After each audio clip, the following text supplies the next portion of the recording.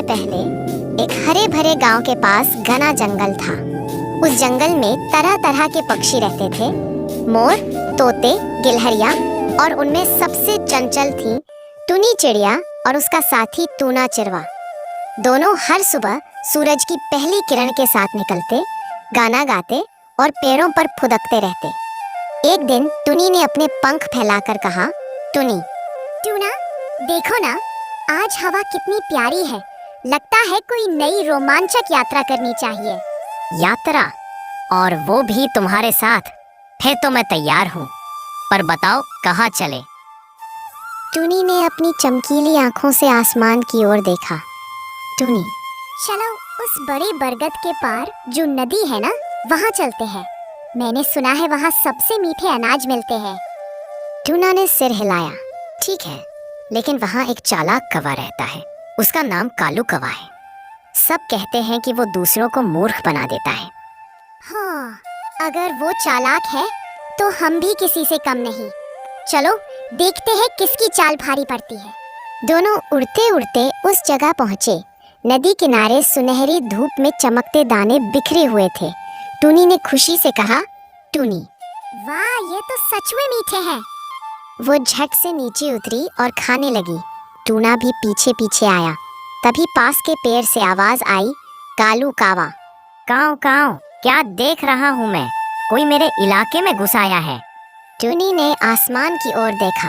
अरे, तो यही है वो मशहूर कालू कौवा? भाई, हमने सुना था तुम बहुत अक्लमंद हो, लेकिन इलाके के मालिक बन बैठे हो। बिल्कुल, यह नदी, यह पेड़ और ये सारे दाने सब मेरे हैं। यहाँ जो आता है उसे मेरा नियम मानना पड़ता है। नियम? कौन से नियम महाराज? कालू, जो यहाँ खाएगा उसे आधे दाने मुझे देने होंगे। तो ये तो सरासर चोरी हुई ना? नहीं प्यारी चिड़िया, इसे जंगल की राजनीति कहते हैं। राजनीति हो या चालाकी, हम तो अपने मेहनत के दाने किसी को नहीं देंगे। कालू की आंखें चमकी। उसने मन में सोचा, अच्छा, तो ये दोनों मुझे चुनौती दे रहे हैं। अब मजा आएगा इन्हें सबक सिखाने में। अगले दिन कालू ने एक योजना बनाई। उसने नदी के पार उड़कर कुछ दाने छिपा दिए और पास ही एक पका हुआ फल गिरा दिया। फिर खुद पेड़ पर बैठ गया और जैसे ही टूनी टूना आए, उसने कहा, अरे अरे, आज तो किस्मत तुम्हारी खुल गई। देखो, नीचे वो लाल फल गिरा है।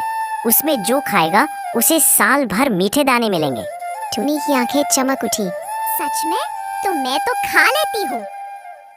वो झट नीचे गई, लेकिन जैसे ही उसने फल को चोंच से छुआ, नीचे की मिट्टी धंस गई और वो हल्की सी गड्ढे में फंस गई।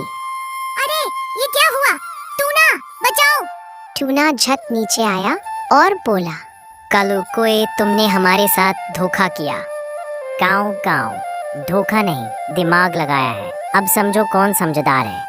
लेकिन टूना हार मानने वालों में से नहीं था। उसने एक योजना बनाई। उसने कुछ सूखे तिनके और एक बेल लेकर गड्ढे के पास डाला और बोला, टुनी, जोर लगाओ, मैं बेल पकड़ रहा हूँ। टुनी ने पंख फड़फड़ाए और टूना ने पूरी ताकत लगाई। आखिरकार टुनी बाहर आ गई। टुनी ने सांस ली और बोली, कालू, तुम्हारी ये चालाकी हमें तोड़ नहीं सकती। देख लेंगे, अभी तो खेल शुरू हुआ है। अगले कुछ दिन दोनों चुप रहे, लेकिन एक सुबह तूफान आया। पेड़ हिलने लगे, डालियां टूटने लगी। कालू का घोंसला भी उड़ने वाला था। वो चिल्लाया, काव काव, बचाओ, मेरा घर उड़ गया। टुनी और टूना पास के झाड़ी में थे। टूना बोला, देखो टुनी, जिसे तुम चालाक कहती थी, वो अब मुश्किल में है। हाँ, लेकिन किसी की मुसीबत में हंसना सही नहीं। चलो मदद करते हैं। दोनों उड़कर कालू के पास पहुँचे। कालू, डर मत, हमारे पास एक सुरक्षित पेड़ है। आओ, वहाँ शरण ले लो। तुम मेरी मदद कर रहे हो, जबकि मैंने तुम्हें फंसाया था। गलती सबसे होती है, लेकिन सच्चाई ये है कि जंगल में सबको एक दूसरे की जरूरत होती है। कालू ने सिर झुका लिया। वो उनके साथ उस पेड़ पर चला गया जहाँ दोनों का छोटा सा घोंसला था। वहाँ उन्होंने उसके लिए भी तिनकों से जगह बना दी। रात भर तीनों वहीं रहे। हवा रुकी, बारिश थमी और नई सुबह आई। सुबह कालू ने कहा, टूनी, टूना, मैंने सोचा भी नहीं था कि जिनसे मैं ईर्ष्या करता हूँ वही मेरे साथी बनेंगे। ईर्ष्या इंसान या पक्षी को अंधा बना देती है। अगर हम सब साथ रहें तो जंगल में किसी की भी चाल नहीं चलेगी। चलो अब साथ मिलकर नया घर बनाते हैं। तीनों ने मिलकर नदी किनारे एक बड़ा सुंदर घोंसला बनाया।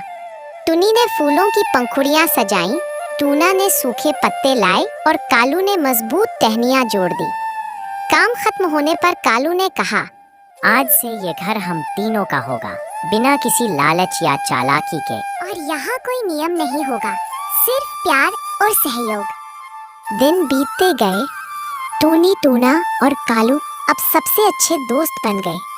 वो हर सुबह मिलकर गाना गाते, मिलजुल कर रहे सब साथी, प्रेम से जग सुंदर हो जाए, ना चालाकी ना झगड़ा कोई, हर मन में मिठास समा जाए। एक दिन टूनी ने कहा, देखो ना, अब हमारा ये जंगल कितना खुश लग रहा है। हाँ, पहले मैं सोचता था कि अकेले ही सब पा सकता हूँ, पर अब समझ आया सच्ची ताकत साथ में है। और सच्ची बुद्धिमानी वही है जो दूसरों को नुकसान पहुंचाए बिना आगे बढ़े। शाम ढल रही थी।